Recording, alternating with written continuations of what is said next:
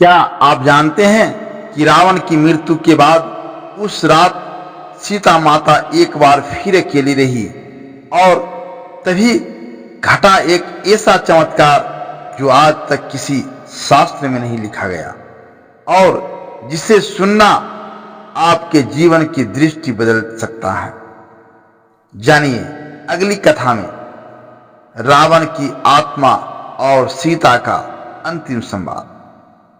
क्या आप जानते हैं कि सीता माता ने रावण की मृत्यु पर आंसू क्यों बहाए?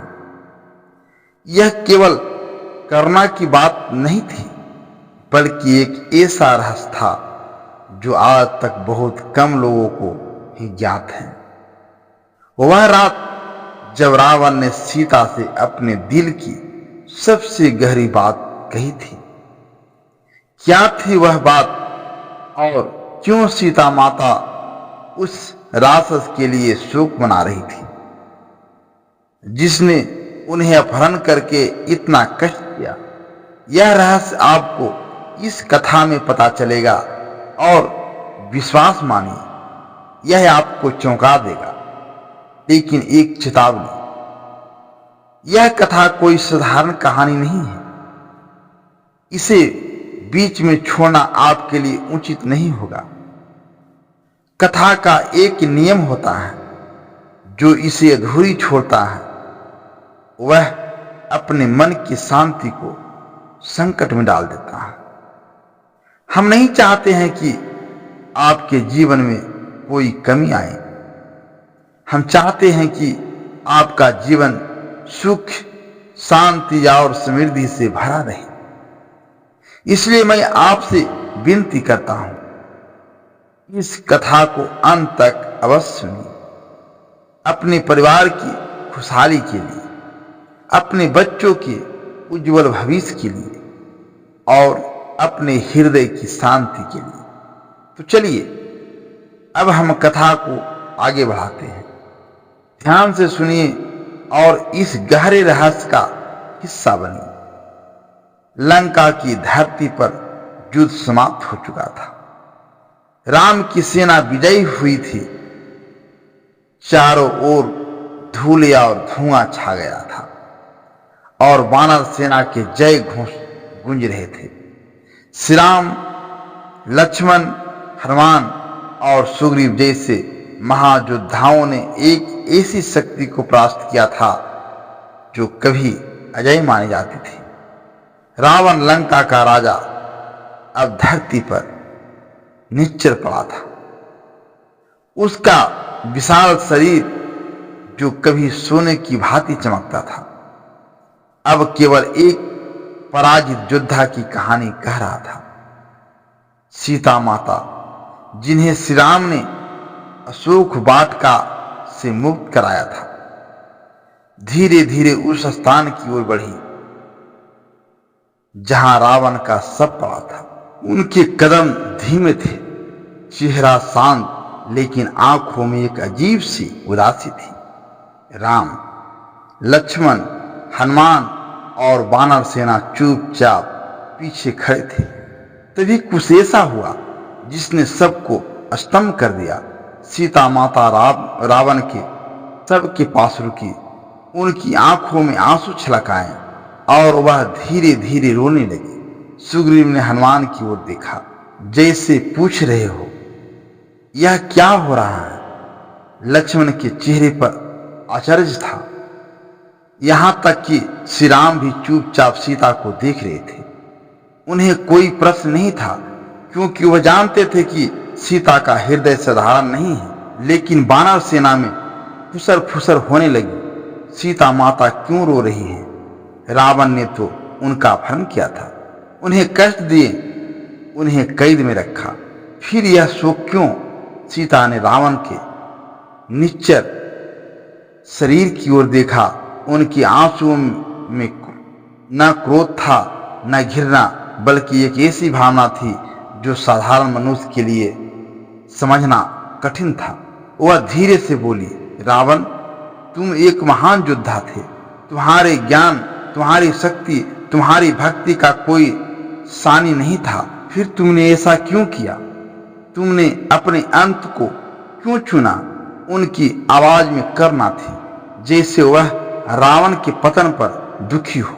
हनुमान, जो सीता माता के प्रति अटूट श्रद्धा रखते थे, आगे बढ़े, विनम्रता से बोले, माता, यह रावण जिसने आपको इतना कष्ट दिया, जिनके कारण प्रभु राम को इतना संघर्ष करना पड़ा, उसके लिए आपकी आंखों में आंसू क्यों?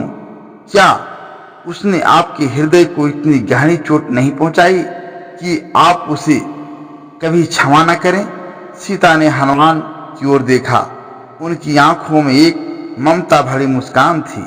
वह बोली, हनुमान, तुम योद्धा हो, तुम्हारा हृदय वीरता से भरा है, लेकिन मेरा हृदय एक माता का हृदय है।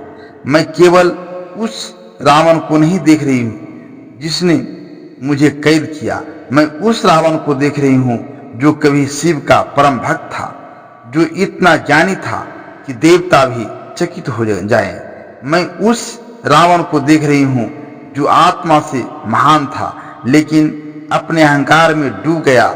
सीता ने एक गहरी सांस ली और बोली, मेरा यह शोक रावण के लिए नहीं, बल्कि उस संभावना के लिए है जो रावण में थी।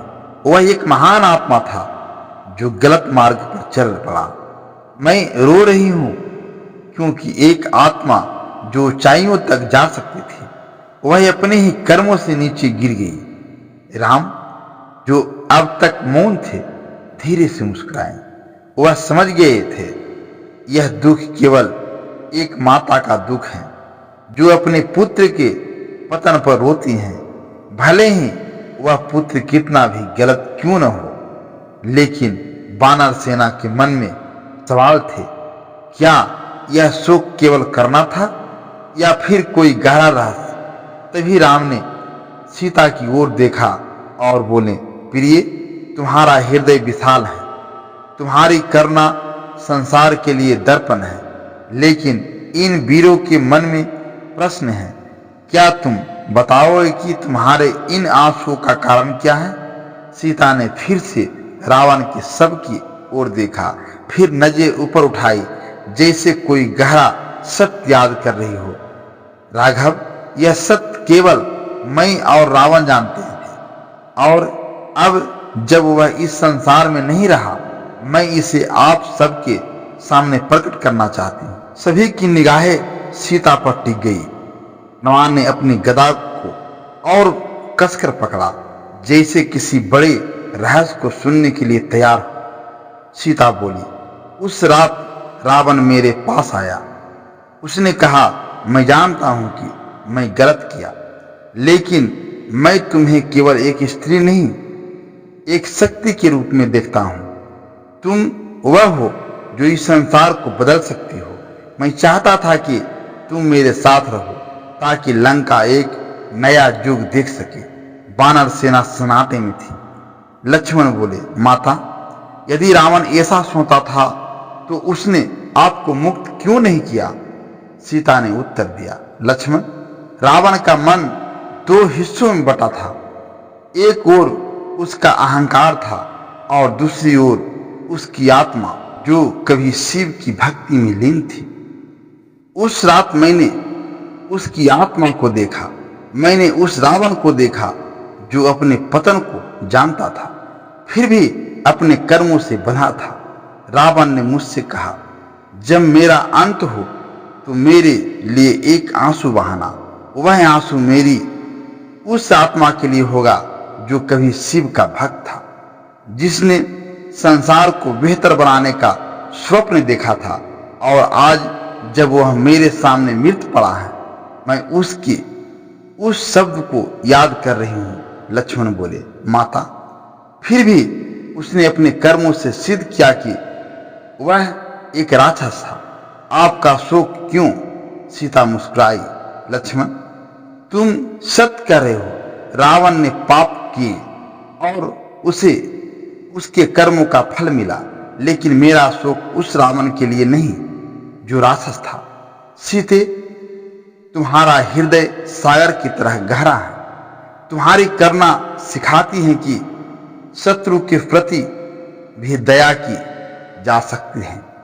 प्रिय श्रोताओं, यदि सीता माता की यह गूढ़ या हृदय स्पर्शी कथा आपके मन को छू गई हो तो इसे आगे जरूर साझा करें। यह कहानी आपने सुनी एसवी हिंदी कहानी चैनल पर, जहां हम आपके लिए लाते हैं शास्त्रों से जुड़ी दुर्लभ कथाएं, गूढ़ रहस्य और प्रेरणात्मक प्रसंग जो आपके जीवन में नई दृष्टि और शांति ला सकते हैं।